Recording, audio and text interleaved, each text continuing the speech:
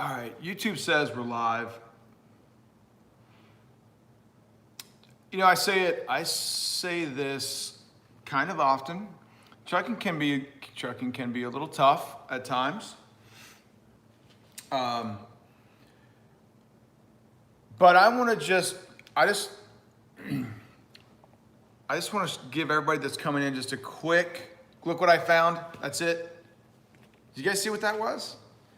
Anybody see what that was? Guess what I had to go dig out of some boxes from the garage this morning.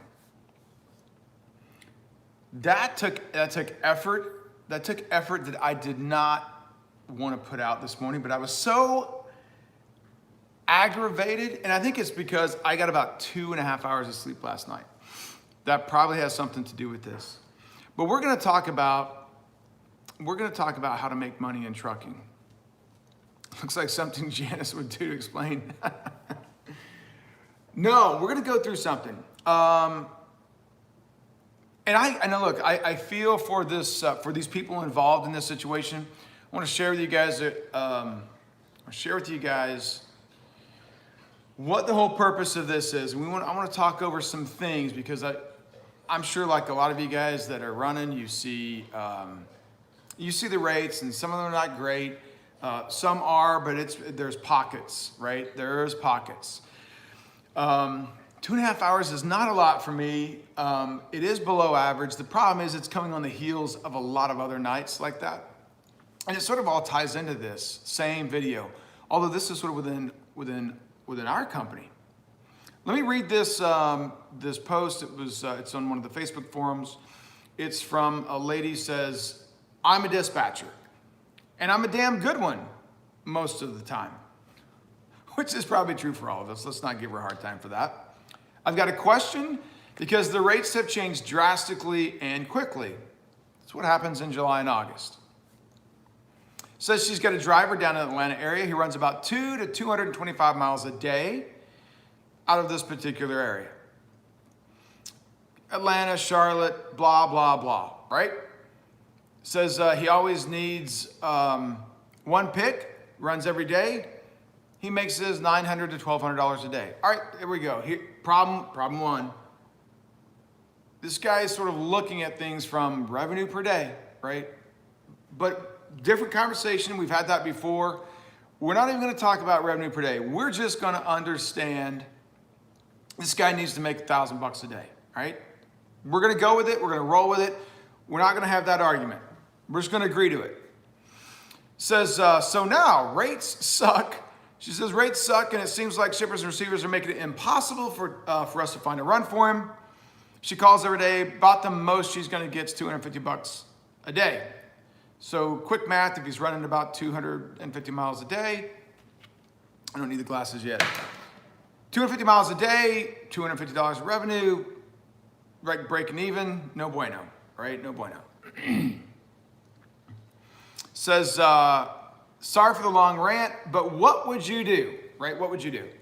So in true trucker form, there's a lot of reasons why I love this industry. There's a lot, actually, why I hate this industry, but here's one of the things why I love about this industry is there were plenty of drivers that said, "Why the hell are you asking us? You said that you're such a great dispatcher. Why are you coming to us for help?" And so to her credit, she had a really pretty good response. She said, "Look, I am a damn good dispatcher, and I'm not afraid to say it. Oh, by the way, like I'm in a pretty dire situation, and I don't pretend to know all things." So good for her for taking the ego off the shelf, taking a few shots to some drivers, and just sort of saying, here's how it is. So I went and I got the whiteboard out, right? I found the whiteboard, and this is going to be a little rough. Let me see if I can hold it up. I want to go through a couple things, okay? And man, I've got glare. Let me see if I can do that. Better glare. Let me turn the camera. All right, let's go through a couple things. This guy, we're gonna make some assumptions here, right? We're gonna give this driver a lot of credit. We're gonna say this driver is gonna work 5 days a week for 48 weeks, right? That's what he's gonna do. So, we take a look at that. We're saying that's 240 available work days. Hang on just a second before I get into this. Let me go to somewhere else. Bear with me. Bear with me. Give me 10 more seconds. All right, there we go. So we're gonna give this guy a lot of credit. We're gonna say he's just gonna work 5 days a week. He's gonna take a month off during the year. That's gonna give him 240 work days. And this is freaking backwards again, isn't it? God dang it. I hate YouTube. I know it is backwards. It's not upside down, it's backwards. Well, you guys can have to listen. You guys just gonna have to look at things backwards. That's all I can tell you. Here's the problem. We're also going to say there's 10 weeks out of the year that's shitty, right? These 10 shitty weeks are known otherwise as February and late July and August, right? So 4 weeks of February, 6 weeks of late July, August, right? So that's 50 days. 50 from 240 is 190 good working days, all right? Good working days. I talked to 2 drivers this morning, right? So this is their truck. That's not their truck, actually. These are their costs. These are costs. Let me fix that, right? Costs. It's backwards. Hey, if I do COST, does that look right? Oh, look at that, it does. Cost, right? For an older truck, now these guys are running 2,500 miles a week. Okay, let me put this up let me put the cap back on this thing before I hurt somebody. These guys are running 2,500 miles a week. This guy, not. So keep that in the back of your mind, but we're gonna apply 2,500 miles worth of weeks of cost, meaning fuel. For those same 48 weeks, roughly $72,000. This gentleman has an older truck, okay? This driver that I talked to has a newer truck. It's 2 years old. 2 years old. Let's add $500 per week, which it's not, right? It's not. But for those guys that have like brand new trucks, let's add $500 a week at those same 48 weeks, roughly 24 grand. So we get to roughly $96,000 ish, right? Ish.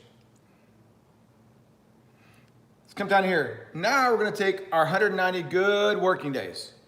$1,000 a day is what this guy wants to turn. I can do that simple math. 190 grand in revenue. He's going to have 96,000 in cost, assuming he's got like a new truck, right? New truck. What's that going to leave us with? It's going to leave us with about 94,000. We're going to pay some 33% taxes, right? That's roughly 31%. That's probably pretty high. Hopefully that gentleman's got a lot more write-offs to get that number down, but we're going worst case scenario. $31,000 in taxes-ish, 31 from 94, it's gonna leave us with 63,000. However, we've not applied any maintenance fund, right? Any maintenance fund. So now let's go over, let's kind of get some real numbers. This guy probably runs, if you do the 250 miles a day, they said 200 to 225, so we'll bump it up. We'll say 1,250 miles in those 48 weeks, 60,000 miles a year, 12 cents a mile for some maintenance fund, probably high for a new truck, right? Probably high. Most new trucks you're only putting back about 10. But because he's running so few miles, we're gonna bump it up. It's only gonna be about 7,000 in maintenance. Take your 7,000 out of your 63, that's gonna leave you with about 56,000 left that this guy's gonna bring home, okay? Good, bad, I don't know, I don't care. I don't know and I don't care. Maybe that's really good after it's all said and done again, right? But here's 2 things I don't want you to miss. We only calculated 190 working days. There's 240, right? There's another 50 days, horrible, it might be, hang on. He's home every day though. 56 grand, all costs, all taxes, everything, and he's home every day. Good, bad, again, don't know, don't care, not the point of the video. Point of the video is there's still 50 days a week. Excuse me, a week. Transportation feels like it's 50 days a week at times, right? So 50 days out of the year that he hasn't ran, that we've not factored in there. Now, we did factor the costs already in those 50 days, right? We already got the cost in there. So now if I jump on the DAT load board, right? If I jump on the DAT load board and I look at what should this individual do, right? What advice should we give for this individual, this dispatcher, or what advice should we give for the driver? Now, I don't know that this driver is probably going to want advice, right? Maybe they're willing to hear it, maybe they're not. But when I jump on the DAT load board, I look at the hot markets map. And this guy is somewhere around Georgia, and sure enough, the rates look really crappy, right? Rates look really crappy. The load to truck ratios look really crappy. However, for those of you that say 56,000 is horrible, right? Why would I want to do that? Well, you might want to, here's a suggestion to this guy, right? And this is a suggestion that we all need to take in today's time when rates are pretty sketchy. Clip your overalls on, okay? Pack a bag, get your ass in the truck, and roll the fucking truck to a place that's dark red on this map, of which there are a lot within probably 400 or 500 miles of home, okay? Look, Missouri has some really good rates, right? Iowa has some pretty decent rates. Memphis has some pretty decent rates. Northwest Alabama has some pretty good rates. You can sort of work your way up the East Coast. There's pockets where there are some really good opportunities. So if 56,000 is really bad, or for those that say, oh, hell, I'm not going to start my truck for $1 a mile, whatever, cool, right? But for those that are struggling with the business concept, shut the freaking door, start shifting gears, and do some homework and find out where you need to be to go make money, because you've got 50 days to go drive and make noticeable revenue. We've already got the cost of those 50 days built in. How hard is that? It's not that hard, right? Now, does that take work? Yeah, but this person this driver has a dispatcher, right? Now, I feel for this dispatcher because I assume her comment or where her frustration is coming from the fact that this guy's just not going to do it. Well, you know what? If this guy's not going to do it, not her fault, right? Not her fault at all. It's the driver's fault. What's going to happen though is this is how guys go out of business, and they want to blame everybody else. They want to blame brokers for pushing down the rates. They want to blame dispatchers because dispatchers didn't do their job. They want to blame whatever, insurance because it was too high. They want to blame everything and everybody else. Sometimes the mistakes are on us. Sometimes we just do a really crappy job at running our own business. It happens. But when you spend 5 minutes, I think it took me longer to find the stinking whiteboard than it did to sort of grind on the numbers and just sit there and think through this and go, now what are my options? Well, look, I can jump on the load board myself. Now, my guess is a lot of guys have access to their own load board. They probably don't use it. He probably just pays this lady to go and do all the work himself. He doesn't want to do anything his damn self. He wants somebody else to blame, right? That's why guys go out of business, because they want to sit there and say, I want to run 200 miles a day. I want to make $1,000 a day. That's great. It's great when you can do it, right? Applaud that all day long. But when things change and we have really bad rates like we do in February, like we do in July and August, you're not just, you've got a truck, you got a trailer, it's mobile, right? Get the hell out of your comfort zone. Get the hell out of your little, Northwest or Northeast Georgia, right? That's really comfortable, and pack the bag and say, honey, I'm going to miss you. I'm going to be gone for 3 or 4 weeks because I'm going to make some stinking money. I'm going to pay some bills.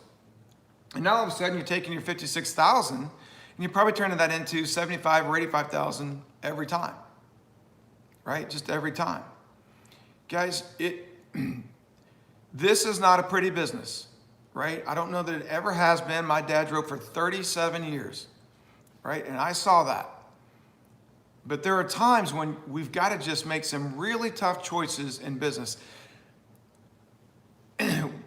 For those that say, oh my God, you're a pencil pusher, right? You're just pushing a Sharpie. You got to understand, guys,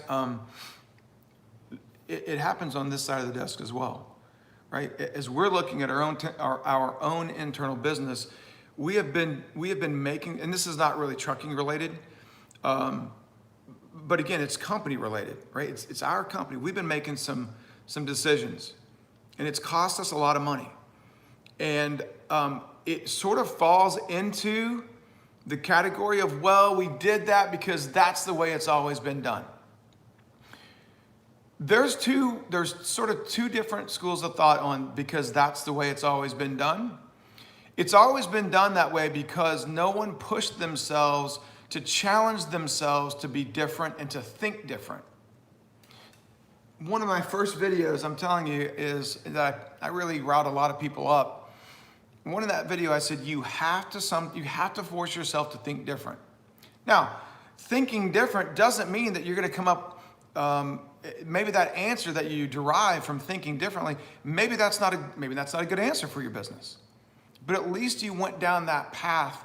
You put the effort in to determine whether or not it's worthwhile, right?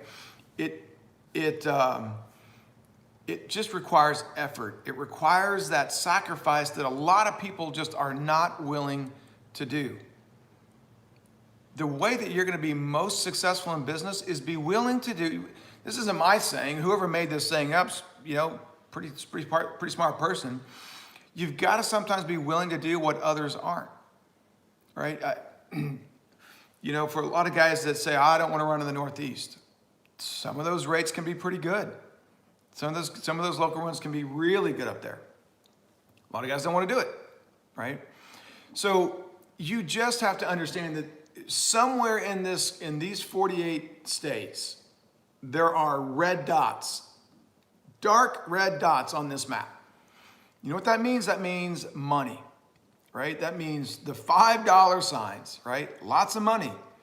All you got to do is put the time and effort and go there. But if you are just in your comfort zone and you say, man, I'm just so comfortable running my 250 miles a day and being home every night, I get it. I would be too. But you're exactly right. Whoever that was, Kenny, you've got to go chase the hot market. Free your dispatcher up. For those that have dispatching services or some company that they're using for dispatching, free them up to go chase the best rates. Now, let me just explain this as well, okay? It's one thing to say we're going to go chase the rates. When times are tough like this, for those that maybe don't chase the rates on the spot market, there's a lot of ways to struggle. There's a lot of ways to that game. In my opinion, the simplest way to make money in the spot market from the load boards is to shut the door and be gone for about 4 weeks. It's a long time for a lot of guys. It's a long time, okay, for a lot of guys.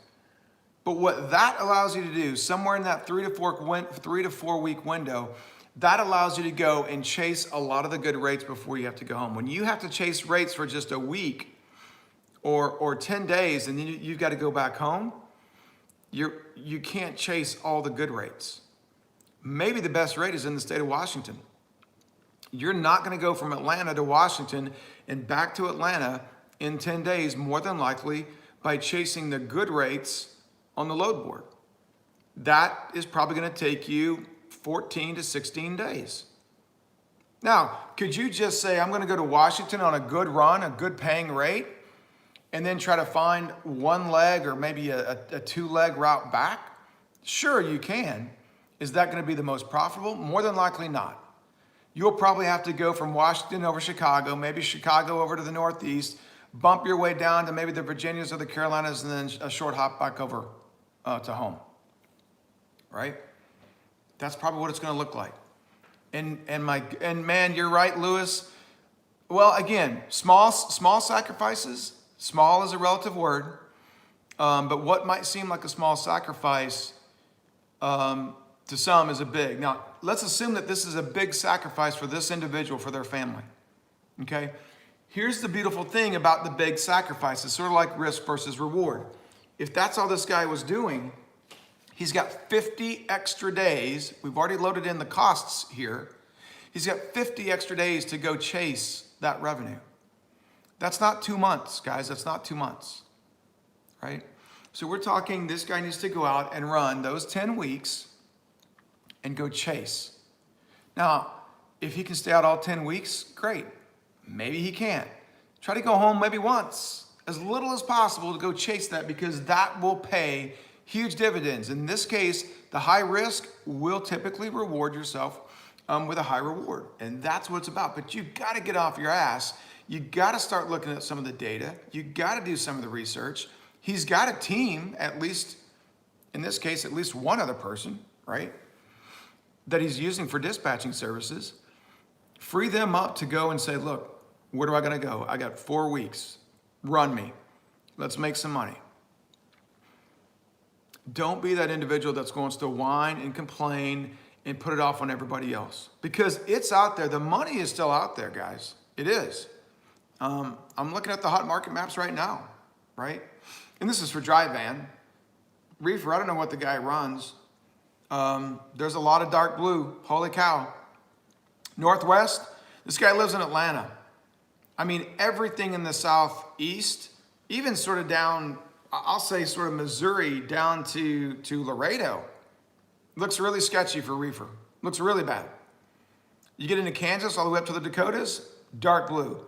You get over to the Northwest, Idaho, Salt Lake, Western Colorado, dark blue as it comes. Upper, kind of the UP area, Green Bay, Wisconsin, dark blue. Nothing close to home. Nothing. Again, pack a bag, kiss them goodbye, and say, I'll see you in 4 weeks. Because there is money to be made, but you've got to put in the sacrifice. So, guys, we can make, this business is hard enough, but I think so often we fight ourselves into making bad decisions, and we don't want to do what it takes sometimes. And I say this, and for those that want to say, yeah, this is really rich coming from a guy that sits at his kitchen table, guys, I did exactly what you do. I just didn't do it in a truck. I did it on an airplane, right? And I did it in a hotel. And there's pros and cons to that. Trust me, there are plenty of times I sort of wish maybe I would have been in a truck where I take 3 steps, I'm in bed. The last thing I want to do is land at some airport at 1 o'clock in the morning, find a rental car, drive 30 minutes to a hotel, right? Sleep for 3 or 4 hours, take a shower, right? Iron my clothes, repack my suitcase, go to my meetings. Oh, by the way, I haven't done any work in there, right? Somewhere in there, I got to do some work and go do it again. So we all have to do the hard stuff at times, right? It doesn't matter if it's trucking or sales or technology, but those that are willing to put in the hard work typically get the better rewards, right? So there is money to be made. There were some conversations in the last couple of videos of, man, rates, they're bad. What do I do? Where do I go? Right? And I saw that post this morning and it just resonated with me. I'm like, man, I know that there are plenty of people that are out there running their butts off, chasing these dollars, chasing these rates, but they're not home every night. They're not home every week, right? And so they're putting it on the line to go get it done. Now, a lot of you guys are just sort of OTR, and I get that, right? So this is nothing new. You guys look at this sort of like I do and go, man, shut your door, pack a bag, kiss the kids goodbye, let's go, all right? So it's tough right now in a lot of areas, but it doesn't have to be this tough for this guy. It doesn't have to be this tough for this dispatcher. So, man, that's it. Loshan says, afternoon, need your email. I want to shoot you an email. thetruckingexec@gmail.com, Loshan. Late to the party. Man, Jim, I'm a little fired up today. And I'll jump to the questions. Jim, I just sort of did, I went and got the whiteboard. I just sort of ran some numbers. There's a comment, I'll just give you the skinny scoop. Comment on a Facebook forum. Guy lives in Florida, runs 250 miles a day. Rates are really bad, can't run. So we just sort of walk through what his costs are, what he should be doing, and what he can do. Really, the moral of the story is pack a bag and go get on the road and go chase the dark blue areas, or go chase the dark red areas, wherever you're at, right? Flatbed, dark green. Man, a lot of flatbed stuff, right? Let me try to jump and ask a few questions, then we'll keep this off to Saturday. Let's also say hello to kind of everybody that's in.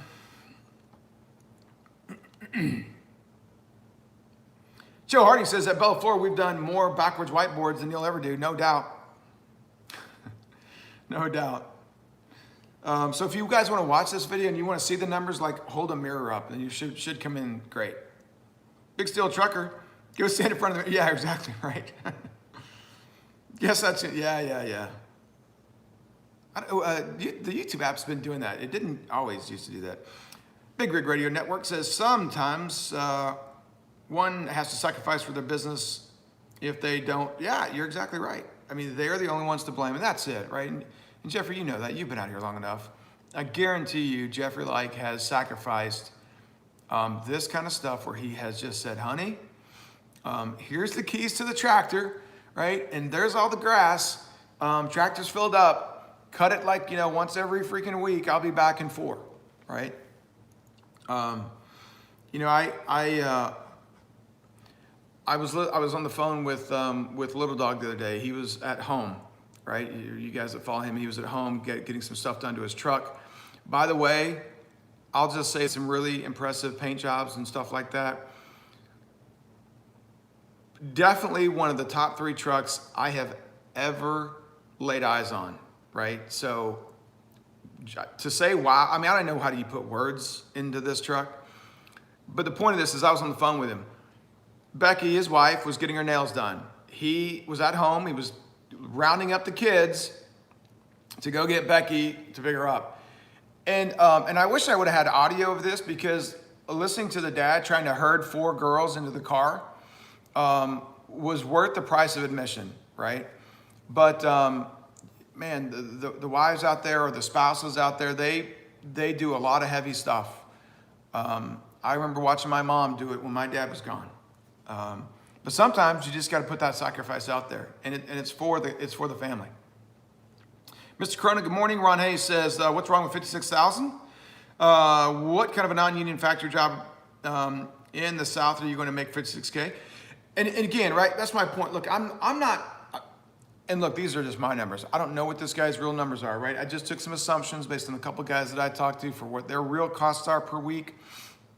And we made a lot of assumptions here, right? So this guy didn't say that's what he made, right? But we're making a lot of assumptions here, but we're probably not off by 10 or 15 grand. So we're sort of in the ballpark. Maybe not in the ballpark. We're probably we're same state, right? 56 grand might be great for people who are home every day. But man, for those 50 days that are really hurting your business, this individual can go out and run and make a lot of stinking money in those 40 or 50 days, right? To really improve things. Kitty says that the great thing about trucking, there's always a market looking for a truck at a reasonable price per mile. Absolutely, right? Guys, hey, one other thing about sort of these rates. I mean, look, it's really easy for anyone on the carrier side to blame. Who do we blame? Who do we blame for the rates? Brokers, right? Blame the brokers. Guys, we are a shipper, right? We're not just a carrier. We ship, we receive. Understand that shipping costs at what they are today really, really hurt the business, right? Now, it hurts that piece of the business. The trucking side of the business is improved because rates are so strong. So we sort of see we see one side of the spectrum and we see the other. But shippers are the one that are trying to control the cost. So, when they can during these times, you understand that shippers know when it's time for rates to spike. They just do. Shippers are going to try to control that cost. A good broker is going to try to manage that relationship with the shipper and their carriers that says, hey, if you want a good truck, you're going to pay more, right? Or do you not care and you're fine getting this rate there, maybe any day next week, kind of a deal. So it's not always that case. Oklahoma Dave says $56K after all expenses of the year. Some people are happy. Sure, right? Absolutely. Stephanie, what did Stephanie say? Stephanie says, I hope she can communicate that to him. Man, so okay, fair question. What are the chances, look, Stephanie, the answer is I hope you're right, right? I agree with you. I hope that she can communicate that to him. She might actually need to put together a spreadsheet, right? Or an email or whatever. Just run some numbers and say, hey, look, right, Mr. Driver, we got 50 days here that we're not going to have good rates. So what do we want to do there? Because I'm assuming that this dispatcher gets compensated somehow from this driver's revenue, right? Somehow. Either as a percentage of the load that she books, or by him just paying her some flat rate every day or every week or whatever to do the business. So she's getting compensated on his success. So yeah, I agree with you. I hope she can. And I hope he's open to hearing that. And that's sort of the whole other point of this video is don't be afraid to think differently. Again, we're looking at it right now in our business and we are caught up, well, that's the way we've always done it. And you know what? As it turns out, the data, the evidence, the numbers show that the way that it's always been done for not just while we've had this company, but the company before that was a really shitty way to do it. Like on a scale of like, it's really shitty way to do it. But we've continued to do it. Now that we've identified it, we've got and here's the crazy part about your comment, Stephanie. We have the numbers, we've got the evidence, we got the data. And I'm just sitting there like holding it up going, hey guys, look at this. Here's a whole lot of money that we're just throwing away because we're not doing it the right way. We're doing it the way we've always done it. And people are arguing with that. I mean, not just arguing, I mean fighting it, stomping their feet, throwing fits. Because it looks like maybe, well, it doesn't look like it. We're flat out saying, man, you're not doing it right. And it's costing us a lot of money. And that's really bad for us, right? We're already in a low enough margin industry as it is. We don't need to be, we don't need to be making things worse. And just for you guys that are owner operators, you don't need to be making things worse because you were afraid to just think differently, right? Now, we've thought differently on a lot of things and we determined, hey man, this is probably the best way. Okay, good. It's good to vet that out every now and then. Mr. Colonel, what am I looking at? I was looking at a post on a Facebook forum where a driver runs local stuff, short, like 250 miles a day. He's the guy that says, I want to make $1,000 a day, and rates are just killing him. And his dispatcher posted, what do I do? How do I help? Kind of a thing. And so we were just sort of talking about this. I won't go into it. Just rewatch the video if you want. Lewis Nash says, people want to be successful, but they're not willing to put in the work to become successful. Imagine how hard Michael Jordan had to work to become one of the best players in the NBA. Yeah. Here's a quick story. I like sports analogies. Was at a golf course. We had just finished up a golf tournament. There was a PGA tournament being held at a course just a couple miles away. The course I played at had been shut down. Tiger Woods, this was back a long time ago when Tiger was younger and had only been on tour for a couple of years. Tiger Woods and 3 or 4 other players were at our course practicing. This course, again, course had been shut down. Rain came in, and so everybody was getting off the course, right? It was pouring down rain. And so as we were driving in, we drove by the range. 2 guys standing on the range hitting balls, and I mean, it was pouring down rain. Tiger Woods and his caddy. This is back when his caddy was Fluff, for those that are golfers. Fluff has got an umbrella out, holding it over himself and the clubs, and Tiger's hitting balls out in the most miserable pouring rain you can imagine. And he was one of the best, right? Or maybe he is the best, who knows? Willing to do things that other guys weren't. right? When we made our way in the clubhouse, there's 3 or 4 of the PGA pros that everybody would Appleby and a few other guys, and they're having a drink, right? Waiting for this storm to go through and see if they can go back out and hit some more balls, right? One guy's out there pounding balls. That one guy has also made over $1 billion. The Hool says, I ran my numbers, and then I remembered I'm a grease monkey who picks up and delivers, so I grabbed me a beer. Alice says, good morning. I'm just here lurking in the background. Well, good for you. I like lurkers. Jeffrey says, went out for 12 weeks in the early days because that's what it took, right? And and Jeffrey, I haven't really watched hardly anybody else's videos in a long time. I don't know exactly what you're doing now, but man, I think there's probably really good value in explaining to a lot of the drivers that are coming in, especially coming into the lease op and owner op market, about what it takes. Because I think those guys that are coming in the past year, my biggest fear is that a lot of those drivers that come in the past year believe that the rates that they're experiencing today is like the floor. And so when August comes, or July or February comes, in their mind, the sky falls because they've not learned the really tough lessons to run their business as cost effectively as possible.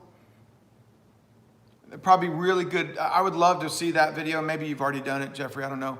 I would love to see that video from you, Jeffrey, where you talk about what rates used to be like, sort of a snapshot to the past, and what you had to do in the past versus what you're doing now, right? And sort of what decisions did you make from where you had to be out 12 weeks at a time to today where you're out a week or 2 or whatever you are.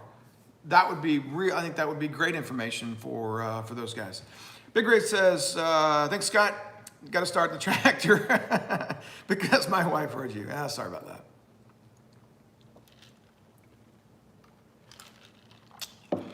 John says, John Bolts is not seeing the low rates. Man, great choice of words right there. John says, and for those that didn't see it, he says, I'm not really seeing the low rates, but he's always been an adaptive person. And that's really what it's about. It is about being able to adapt. Change the norm. When the game changes, you've got to change with it, right? You have to change with it. It's sort of like, for those that play cards, right? If you're playing Texas Hold'em, and then the game changes to whatever, Omaha, and you're still over there with the Texas Hold'em mindset, you're going to lose everything. I promise you, you will lose everything. Trucking's no different. When the game changes, as it has been now in late July, as it will again in February, you've got to be able to adapt. Big Steel Trucker says he might not be plated for the other states. You're right. There's a whole lot of assumptions that we're making here, right? A lot about this particular individual story. But I think we all can rest assured that there are a lot of other individuals that are plated that can be doing more, and maybe they just aren't, right? Good afternoon, QAL. Always try to be the hardest working person in the room. Man, so much truth to that. So true. Benjamin Duke, another good point, right? I think a lot of the new guys aren't aware. They sort of know that trucking's up and down, and like some places are a little bit better than others, and they sort of get that because they've heard guys talk about it at the truck stops, or they've heard idiots like me on YouTube talking about it. But these swings are really significant. If you guys don't believe me, and I don't know if this is, we have DAT, so I don't know if this is free to everybody. I don't know, but go to DAT and click on the rate view and click on market area. And I'm just sitting here staring at it, and there's a ton of red dots. When I go to reefer, there's a ton of blue dots, right? There just really is. So. But yeah, that takes work. That takes effort. Instead of watching YouTube, or instead of playing video games, or instead of watching TV, right? Grab the computer and start looking for where do I need to be? What do I got to do to be more successful, right? Because guess what? Individuals that choose to go out and take advantage of these 50 days, right, to make that other money, that money might be what saves their business a year from now when the engine goes down or the turbo or this or that, right? You can't always just hope. Let me plug one of my other sayings, right? Hope's a really shitty business plan. So, yeah. Where's Janice is painting. QAL says, I keep reading reports that truck productions is at an all-time high and they still cannot build enough. That's still very true. Same goes with trailers. How's that affecting the trucking business? For guys that are trying to expand or grow, their businesses, it's tough, right? It's tough because new trucks are 6 to 7 months out, and the same is the case for trailers. I thought the U.S. economy depended on thoughts and prayers. Listen, man, I'm a big fan of thoughts and prayers. I'm also a big fan of carrying those thoughts and prayers and getting off my ass and going and getting it done, right? And so, man, if somebody wants to pray for me while I'm going and getting it done, man, I'll take all those prayers I can get, right? But you got this country, as a lot of others, we're built on individuals just going and doing the hard work, right? Thinking differently, right? Where would we be at if Ford or some of those guys didn't think differently about the vehicle way back then, right? I don't know. Are there any polka dots? Let me see. There are no polka dots. No, I don't see polka dots. I don't. But there are some good rates that are out there. We just got to go get them. Now, understand, you guys I'll wrap it up by saying this. Understand that where these red dots are, or blue or green, right, depending on whatever it is you haul, these dots change, right, really quickly, right? Just because if you say, hey, I'm going to go to this great spot that is in whatever that is, Washington. By the time you get to Washington in 6 days, the rates might have been cooled off, right? But again, that's why you want to take a look at this and you want to apply a little bit of strategy to this piece of the puzzle. So, a couple more questions, we'll get out of here. But no polka dots, no. How's my weekend? I hadn't even really got it started. I got to go pick up dog poop is really what I got to do now. That's it. That's what I'm doing next, if you guys want to know. It's tough. And when times like this happen, it can be really tough, right? Especially if we're set in our ways, especially if we're not willing to spend some time, energy, effort, identifying where we can be successful. Don't be that person, right? Don't be that person that says, man, I just can't get it done. I'm just going to sit at the house, right? Because if you take that approach in July and August, you're going to be sitting for 6 weeks. Now, if you're the individual that says, look, I know February is really crappy, or August is really crappy, I'm going to run really hard, make a lot of money, and I'm going to shut the truck down, I'm going to go on some vacation, great. We set that up because we've only got 48 weeks out of the year that you're running, right? Maybe that's part of your 48 weeks. So Cal, man, you just got in. We're just heading out. We're talking about guys not thinking differently. We're talking about guys sitting and sulking and whining and pouting because they live in an area where there's shitty rates versus, packing a bag, kissing the wife goodbye and going and chasing good rates. That's what we're talking about. So that's it. That's all. Less than 45 minutes. That's like a record for this quarter for live feeds. You guys making miles. Stay safe. Cheers, guys.